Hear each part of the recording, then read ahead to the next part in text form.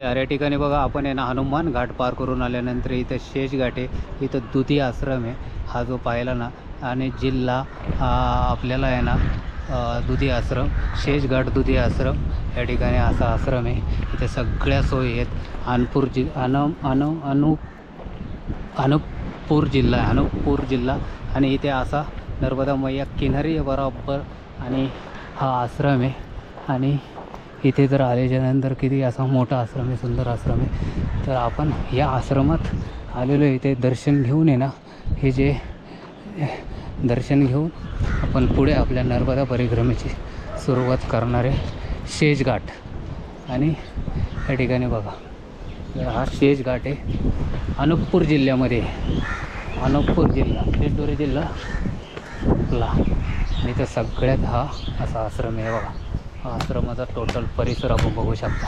हे सगळ्यात जुना आहे ना, जुना तो जुना तिथे समोर दिसतं ना एक छपराच्या कवल्याचा, तो पहिला जुना आश्रम होता. आणि त्यानंतर असा आहे आश्रम बनवला आहे. या ठिकाणी आपण दर्शन घेऊन पुढे निघणार आहे या ठिकाणावरून. नर्मदे ते यार या ठिकाणी बघा आपण शेष घाट या ठिकाणी आहे ना, शेष घाट. इथून आपण आत्ता हे हनुमंतचे यांचं दर्शन घेत आहे. हे बघा, जय श्रीराम, जय श्रीराम, जय श्रीराम, जय श्रीराम, जय श्रीराम, जय श्रीराम. वा, यांचा हनुमंत ह्या शेष घाटावरती हनुमंत घाट पास केल्याच्यानंतर इथं हनुमंतरावाचं शेष घाटावरती मंदिर आहे मोठं. तिथे हे नर्मदा मैया किनारे मंदिर आहे. आणि हा आश्रम आहे इथे या ठिकाणी पाहिलं तर. आणि हा नर्मदा मैया. आणि जुना मंडला रोडला आहे आम्ही या ठिकाणी, जुना मंडला रोड आहे या ठिकाणी आम्ही. आणि हे जे असं मंदिर आहे तर पाहिलं तर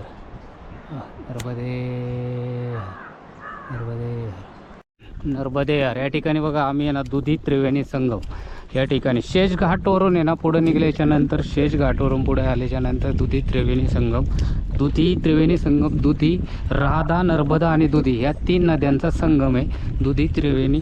त्याला दुधी त्रिवेणी संगम असं नाव ठेवलेलं आहे. आणि ते दुधी त्रिवेणी संगम तिथे एक घाट आहे, त्या घाटावरच्या पुढे तिथेच आम्ही आहे ना या शेष घाटावरून पुढे दुधी त्रिवेणी संगम या घाटाकडे. आणि ही जी आपली नर्मदा मैया आहे अशी या ठिकाणी नर्मदा मैयाच्या किनाऱ्यामार्गे आम्ही चाललेलो आहे. किनारा आहे त्या साईडने जे शेती करतात त्या लोकांची शेती आहे. आणि या ठिकाणी असे किनाऱ्याने आम्ही किनाऱ्याने चाललेलो आहे या ठिकाणी. बघा समोर दिसतं दुधी, तो शेष घाट होता. शेष घाट सोडून आता आम्ही पुढे आलेलो आहे.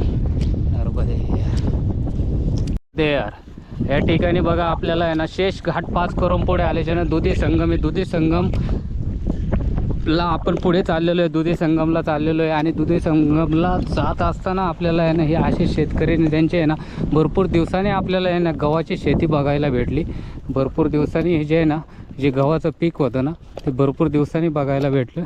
आणि आम्ही असं नर्मदा मैया जो किनारा आहे ना असा किनाऱ्यामार्गे चाललेलो आहे या ठिकाणी. आणि हा असा किनारा आहे. आणि ह्या किनाऱ्यानं आम्ही जात असताना आम्हाला आहे ना थोडासा रस्ता पण सापडत नाही आहे, पण रस्ता भेटतो. म्हणजे कसं इथे गवत आहे ना या ठिकाणी, या गवतातून चालायला लागतं म्हणून थोडंसं कडेने नर्मदा मैया आहे बघा.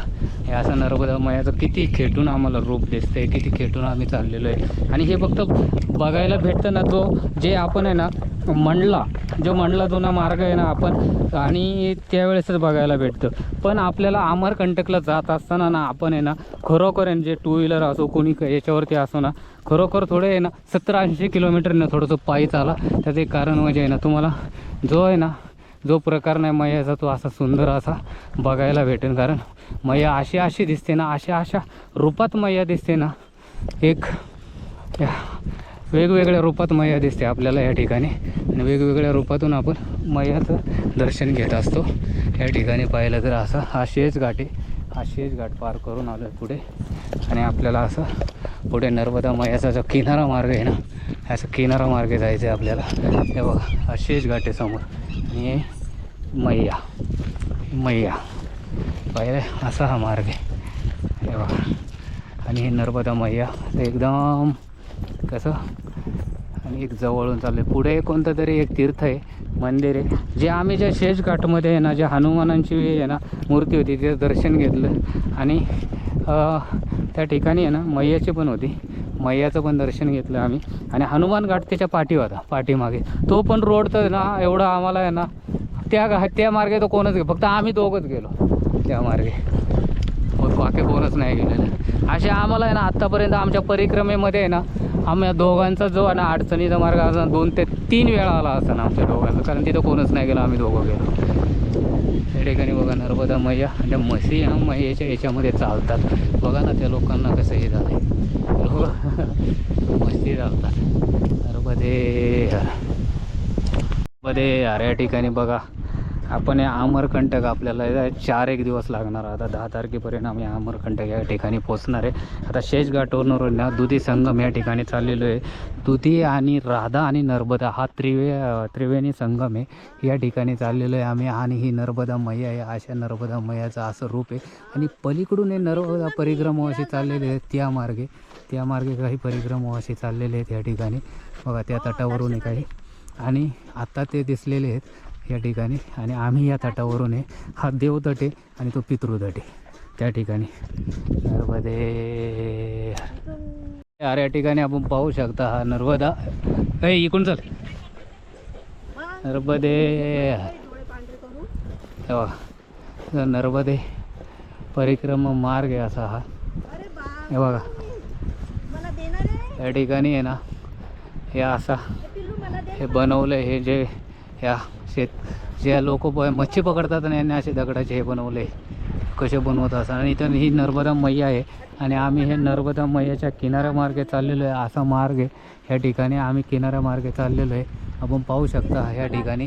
आणि आपण नर्मदा परिक्रमा ही शेषघाट, दुधी, त्रिवेणी संगम आणि या ठिकाणी आहे ना खरोखर आहे ना जर आपल्याला असा जर आहे ना हा जर मार्ग जर आपल्याला जर निवडायचा असेल ना तर हा किनारा मार्ग आहे ना हा खरोखर जुना. परिक्रमा करताना ना आपण नेहमी आहे ना किनारा मार्ग निवडावा, कारण याचं कारण एक आहे का तर आपल्याला जे नाही ते नर्मदा मैयाचं जसं ना तसं रूप बघायला भेटतं. नर्मदा मैया कशी आहे, कुठे कशी आहे, आणि जिथे जिथे कोणत्या ऋषींनी महात्मांनी कुठे कसं किती वर्ष तपस्या, आज 12 वर्षाची तपस्या केलेली काही ठिकाणी इथे उभं राहून पार पायातून रक्त पाणी चाललेले असताना. आता जे आम्ही खडीश्वर बाबा होते, खडीश्वर बाबा जिथे आम्ही रामघाट या ठिकाणी ज्यांनी 12 वर्ष तपस्या केली ते त्यांच्या पायातून खाली रक्त चाललं होतं, पाणी निघत होतं, तरी ते तपस्या त्या ठिकाणी त्यांनी केली. आणि ते तपस्या केल्याच्यानंतर त्यांनी त्याच ठिकाणी आहे ना आपली आहे ना म्हणजे हे त्यांनी तिथे त्यांचा आहे ना एक आपण म्हणतो ना देव आज्ञा म्हणजे देव आज्ञा आपण कसं म्हणतो त्याला का ते ज्या ठिकाणी गेले ना ती माता राणीच्या आहे ना हातावरती आहे ना ठेवून त्यांनी त्यांचा जीव सोडला. आणि कारण ते फक्त एवढंच म्हणले का परिक्रमा अशी हे कधी उपाशी गेले नाही पाहिजे. आणि माझा जो 35 वर्ष जो दिवा आहे तिथं एक तो पेटता राहिला पाहिजे. 35 वर्ष झाले तो दिवा कधीच विजला नाही. आणि तिसरी गोष्ट जे त्यांनी ते जी आपण जी धुंदी तिची आहे ना आपण हे केली ना ती कायम पेटवत राहणार या ठिकाणी.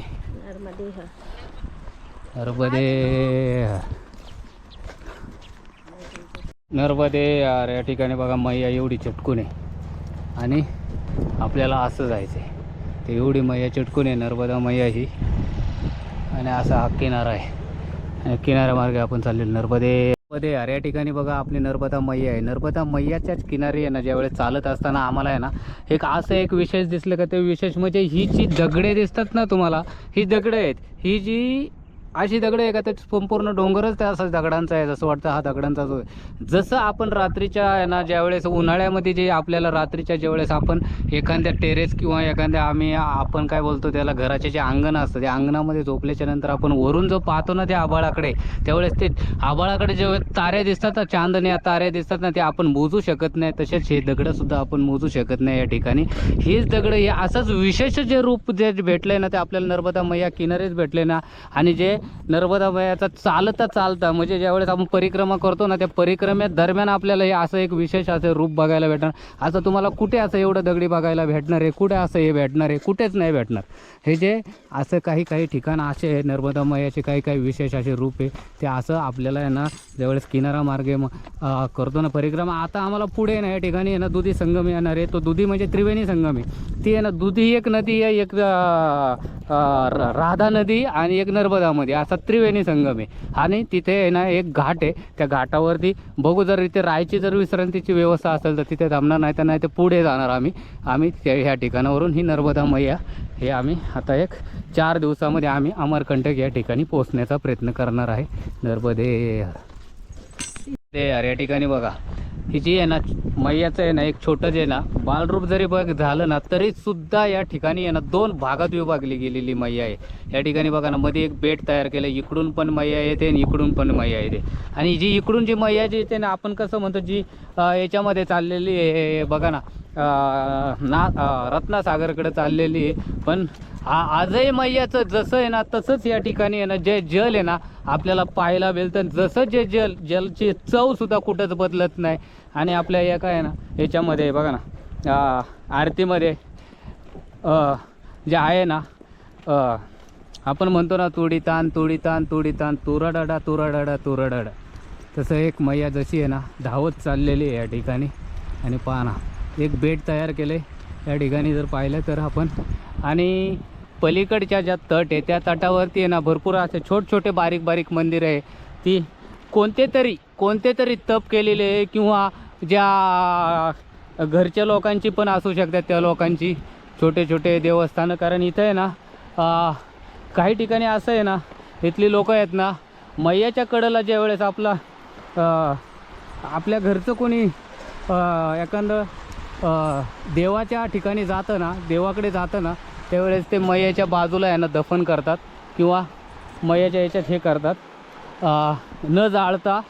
कारण काही असे इथे पण आहेत, भरपूर ठिकाणी आम्ही पाहिलेले आहेत. या ठिकाणी ते असे करत असतात. इथे ही गोंड जनजाती अजूनही गोंड जनजाती ही जी आहे ना 3 जिल्ह्यामध्ये मंडला जिल्हा आहे, दिंडोरी जिल्हा आहे, त्याच्यानंतर अमोपूर हा जो आहे ना आम्ही आहे ना तिथं अनुपपूर जो जिल्हा आहे ना अनुपपूरमध्ये अनुपपूर जिल्हा आहे. ते पहा नर्मदा मैयाचं हे जे भाग एक कशी वाजत आहे खळखळ. आणि तिकडनं पण आहे असं मध्ये एक बेट तयार झालेले या ठिकाणी बघा. आणि आम्हाला आता आश्रमचा शोध चालू झाला आहे आमचा. संध्याकाळी 4 वाजले का आमचा आश्रमचा शोध चालू होतो. कारण आश्रम लांब आहेत, जे भेटतात ते भेटतात आम्हाला. कारण संध्याकाळच्या वेळेस आम्हाला आश्रमच्या ठिकाणी जावंच लागतं. कारण इथं हे जे ना हा जो 3 जिल्हे आहे ना मागास म्हणजे आहे ना गरीब जिल्हे आहे सगळ्यात MP मध्य प्रदेश या ठिकाणचे जे 3 जिल्हे आहे ना आत्तापर्यंत जे पण नर्मदा मैया किनारी जिल्हे आहेत ते दिंडोरी जिल्हा, मंडला जिल्हा आणि अनुपपूर जिल्हा हे 3 जिल्हे गोंड जनजाती जास्त प्रमाणामध्ये. आणि हा एक तिकडून आलेला जो आपण म्हणतो ना संगम हा इथंच दिसतोय आपल्याला त्रिवेणी संगम. हा त्रिवेणी संगम म्हणतो ना आपण, हा इथेच आपल्याला त्या बाजूला एक नदी दिसते तिकडनं. आणि इकडनं कुठंतरी एक पुढे पण एक नदी दिसणार आपल्याला लगेच. हा त्रिवेणी संगमचा हा भाग असू शकतो या ठिकाणी. कारण आता तिथे एक पलीकडूनच्या बाजूने एक नदी दिसते आणि इकडं पुढे एक दिसू शकते असू शकते या ठिकाणी. बघा नर्मदे यार या ठिकाणी बघा हे असं नर्मदा मैयाचं रूप आहे. सुंदर असं रूप आहे नर्मदा मैयाचं या ठिकाणी. आणि आमचा हा जाण्याचा आहे ना असा मार्ग आहे. आणि आम्ही खालून जरी जाऊ शकत होतो पण नाही खालून जाणार. कारण आहे ना लय जबरदस्त लय कठीण होतं ते खालून जाण्यासाठी आहे ना. कारण आम्ही वरून आहे आता या ठिकाणी. बघा पुढे आम्हाला आहे ना आता आश्रमचा शोध चालू झालेला आहे आमचा या ठिकाणी.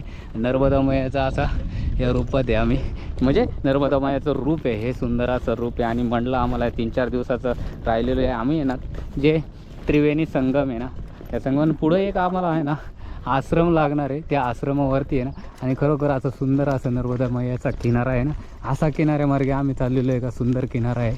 आणि या ठिकाणी जर पाहिलं तर सुंदर अशा किनाऱ्यामार्गे चालत असताना आहे ना आम्हाला आहे ना काही असे नवीन हे दिसलेले आहेत, रूप दिसलेले, सुंदर असं हे दिसलेले. आम्हाला जे पक्षी 2 दिसतात ना ते पण आहे ना आम्हाला कायम दिसत असतात.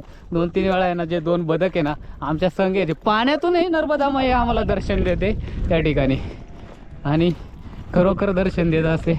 आणि असा हे तुम्हाला दाखवतो इकडनं थोडंसं नर्मदा मैयाच्या बाजूने जातो, कारण आहे ना पुढे असं आहे खाली डायरेक्ट या ठिकाणी नर्मदा मैयाचा तो भाग आहे ना, किनारा आहे ना असा खाली आणि असं चाललेलं आहे या ठिकाणी. बघा आपण जर पाहिलं तर बघा मी असं चाललेलो आहे नर्मदा मैयाचं दर्शन घेत हे मैया आहे इथं असा भाग आहे बघा या ठिकाणी. एक असंच आहे पुढे हे क्षेत्र जरी पाहिलं आपण, ही गोंड जनजाती आहे इथं, सगळ्या गोंड जनजाती आहे इथं.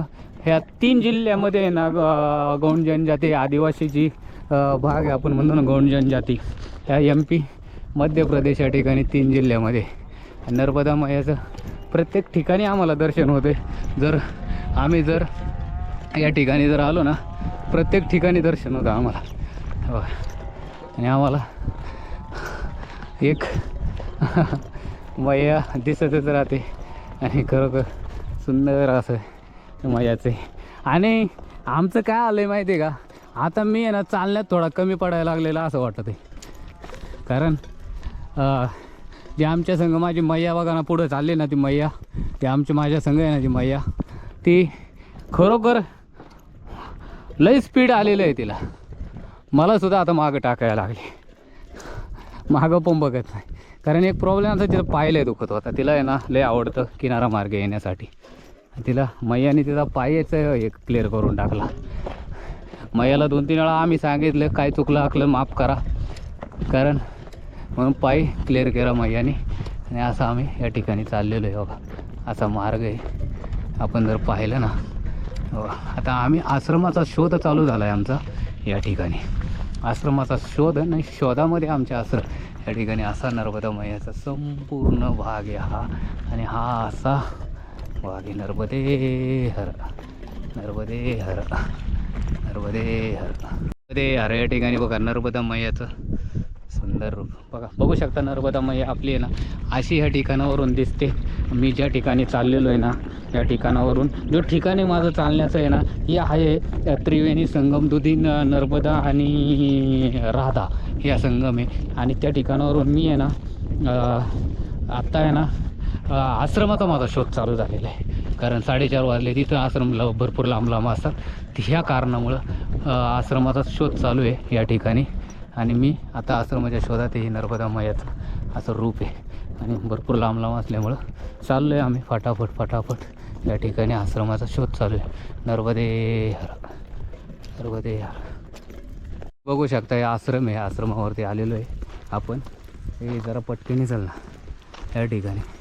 आणि हा आश्रम आहे, या आश्रमावरती आपल्याला आहे ना या ठिकाणी बघूया.